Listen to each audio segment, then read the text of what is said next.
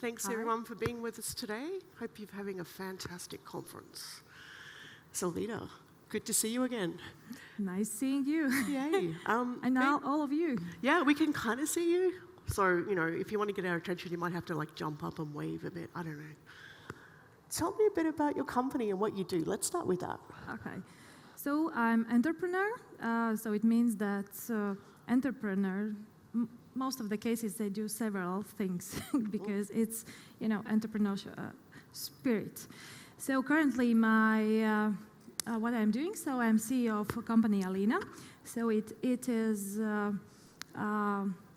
we work in coating industry, but we have developed mineral material, so therefore we talk about mineral industry as well.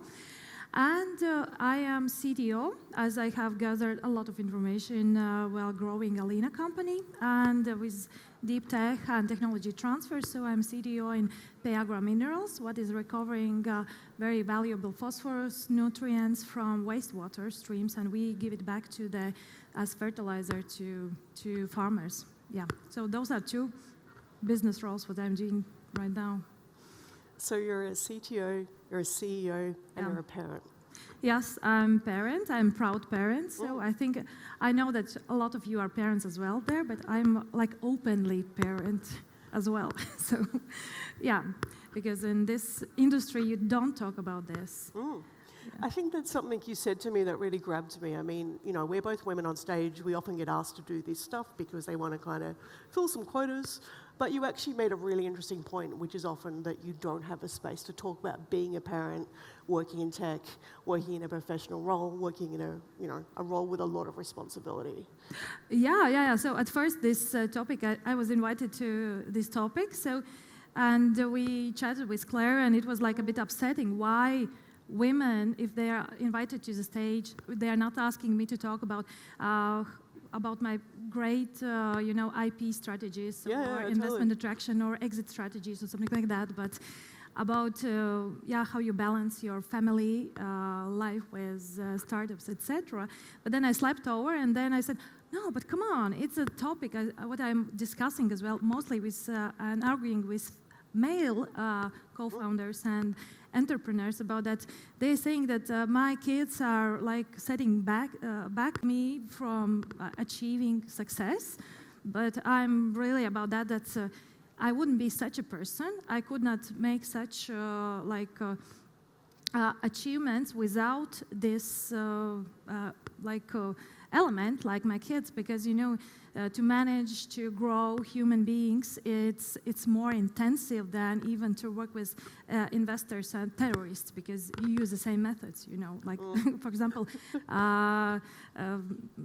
in the book it was very nice to never split the difference. I was reading how to deal with investors, how to negotiate with terrorists, but then you use the same methods to implement in family as well. So I know I've met a few investors who do kind of behave like children, so yeah, it makes sense. But what's your family makeup? My family is modern family. So in my household, we have 7 kids. 5 of them have my DNA. So and ages are from 2. So it's my youngest creation, up till 21. She is already studying sustainability, innovations, and has her startup in Sweden. So I don't know if to be happy about this or not, but okay, so she has her life, so yeah. That's a role model. She's copying in some way, but I'm really telling her not to do this, so to be on her own. So she even changed the university to be more on their own, because she's very artistic as well. So. And so you work in an area of sustainability with mineral extraction. It's obviously a fairly industrial area. What's the gender makeup like there, and what's the experience there like? So now I can say it's getting better. So you have to understand that in this field I have been more than 10 years already. So it's getting better. But at the beginning it was like I was younger, so I was not looking professional because I was young enough. So it means that nobody was taking serious me. So from an investor side, from a partner side, there always was, okay, nice to meet you, but where's the person? Move. And so it's the gender balance. It was yeah, so in executive level, there were no ladies, but it's getting better. But for example, currently we also have created network in coating industry, so it's women in coatings and networking very actively just to get to know each other and to help each other, because you know those meetings like Riga Tech Girls. I know that a lot of you are in Riga Tech Girls, so it is really valuable meetings, networking, and also cooperations. So created. But yeah. So, yeah, absolutely. And I mean, obviously, you've embedded life with children and you know, being a parent throughout your career. Maybe start with some of those experiences, like things like disclosing pregnancies, negotiating leave, ensuring a smooth transition when you were on maternity leave, those sorts of things. Oh. What are some stories there, perhaps? It was very harsh, because I can say really I have never had a maternal leave, because really? you know, because you can't have maternal leave if you're very active in startup world. So you can imagine I have very beautiful picture. I haven't made it public, but maybe I will do this. So imagine, me sitting in very warm socks, because I'm breastfeeding at the same time, having meeting, computer, ironing deck. So you know, like in a pajamas. So this is how you how your maternity leave looks like. It's not really healthy, I can say. Yes. But of course, you can do a lot about these negotiations and everything. So it's, for example, such events, and of course, you never talk much about, I'm having kids, etc. And when you talk with investors, of course, I'm informing them that I have bunch of kids, or for example, I had the youngest kid, he's 2. So there was that I had a meeting with investor board and said that I will have baby, and there was very interesting. They are male, and one of them even said, "Why you need one more? You have so many kids. So why?" So it's like even passing, those boundaries. What he can't about to tell something about my decisions, but of course, as they knew me previously, they didn't have doubts that I will manage this.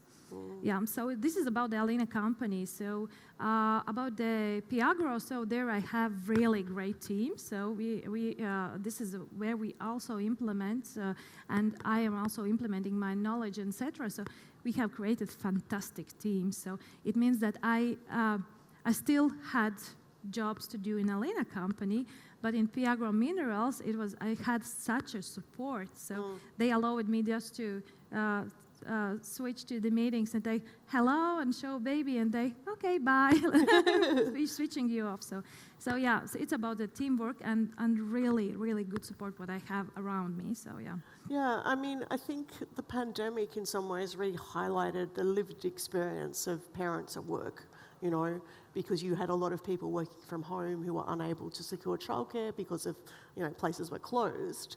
I mean, has there been a sustained change since then to the perception or the experience of being a parent in a workplace, do you think? I think yes. So, because you remember when on the pandemic when everybody had a makeup, the jacket, the good face. Okay, up till the middle, yes. But then months were going. So. There was no makeups, there was no blurred backgrounds, and there was we see that you are human, you have really family, you have, and this is, I think that in some way, so you felt like a human because there's another human as well. You're not only one, in your family. So this was this perception, to talk about families, to be more open and even to allow plan more, flexible working hours. So this is also what happened also due to pandemics, yes. So it started to, I think it's very valuable for this work-life balance as well. Yeah. So that kind of asynchronous work where you can pick up work at different times of day that work around your own schedule with kids and stuff. Yes. Yeah. Yeah. So, because I had my kids very early, so this was also why I am here and doing what I'm doing, because this was very important to have my own company, my own time, a plan that I can be present when I really need to be present for very important events or situations, and also that I can work, for example, in other hours, so I can be flexible. So, and this was really one of what was pushing me to go to the entrepreneurship. Yeah. Yeah, and what happens when as we say in Australia, the shit hits the fan? You know, there's an unpredictable scenario, whether it's at work or home, but it's going to interweb between both of those. What is some kind of, maybe you've got an example of a way that you've dealt with it, or something that might be helpful to another parent in the audience? Oh, maybe one more time. Like something happens at work or at home, but it impacts everything.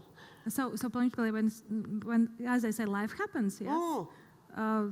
So it's, I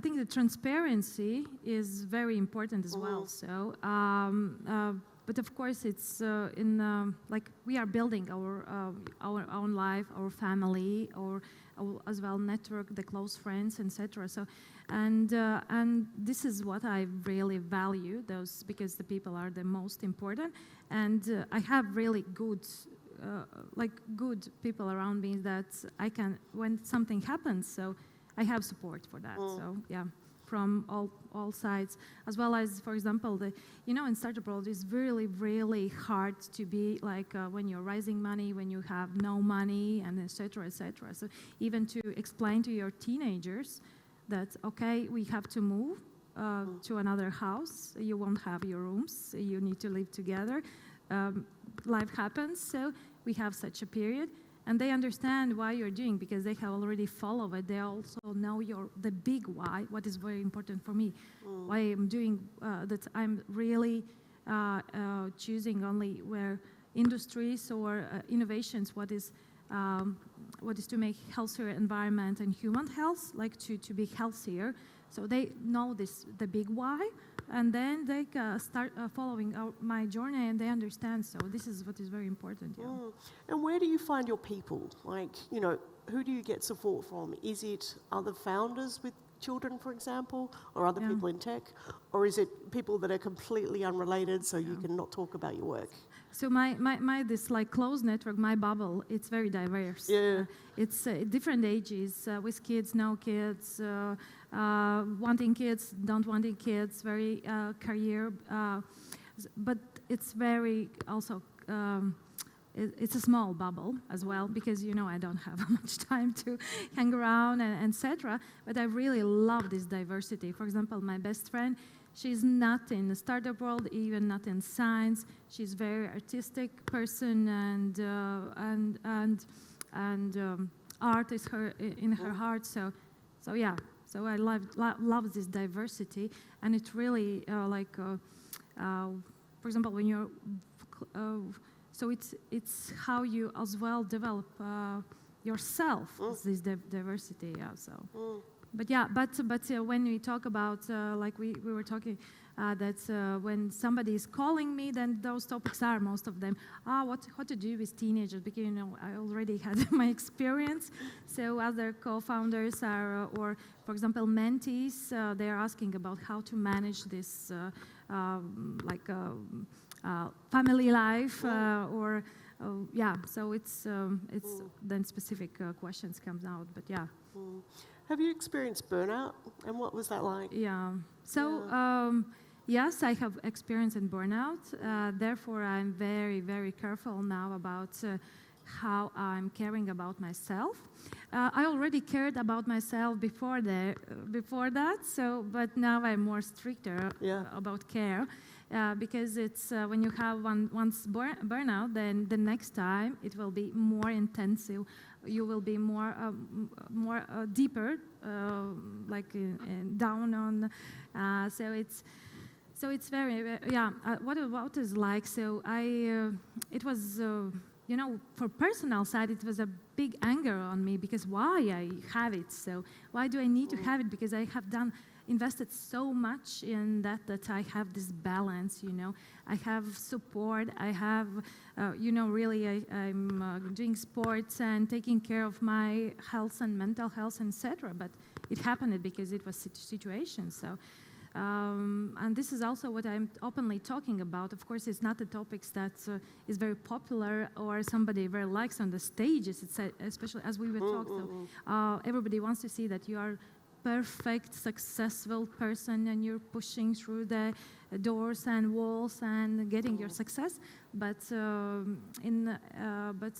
it's really a lot of us, especially age after 30, experiencing the burnouts, and it's happening sometimes also if you even have this work-life balance, but still it means that it's not enough, like for your personal, when you get healthier. So I forgot the name, but yeah. So I needed to include additional some kind of activities, what's making me like stronger and not to get back there. Yeah. Yeah. Are there any particular tools you recommend that, because obviously you've got lots of competing interests? How do you manage your time, for example? I think that you have to be very open, like transparency and traceability is what I'm saying, yeah. But you have to be very open and manage your expectation because we see the perfect lives like in Instagram, in TikTok, in magazines, etc. But it's not a reality. Everybody has their issues and problems, etc. So. And to be really real about starting about why you're doing what you're doing. This is the first thing. So this is what I'm saying, that you need to have like really great answer why you are in the startup world, because it's not easy. It's really not easy. Why you are doing what you're doing. So you have to have very clear answers on that about the and when you, for example, have some the target where you want to be, or what you want to be, or what you want to reach, or how much money you want to raise. So I am saying about this, that if you have, of course, if you had enormous resources, like a lot of resources, you can be there, but it's not a reality. So what I'm doing, I'm dividing those steps smaller steps, this path, the way, and putting smaller targets, and this allows as well you to feel that you're succeeded in some way. And it also, like, I have studied mathematics, I have finished PhD mathematical modeling, and also from that perspective it helps you to get closer to the target, those smaller steps, smaller objectives, and you are reaching those milestones, and then you go to the next one. This is about the planning. So okay, so we've got time for one more question. I'm thinking, let's flip it a bit. What would you say, or what do you want male founders to know who are maybe in the process of forming their teams? They may be hiring parents, or thinking about deciding between someone who's a parent, maybe someone who's not a parent.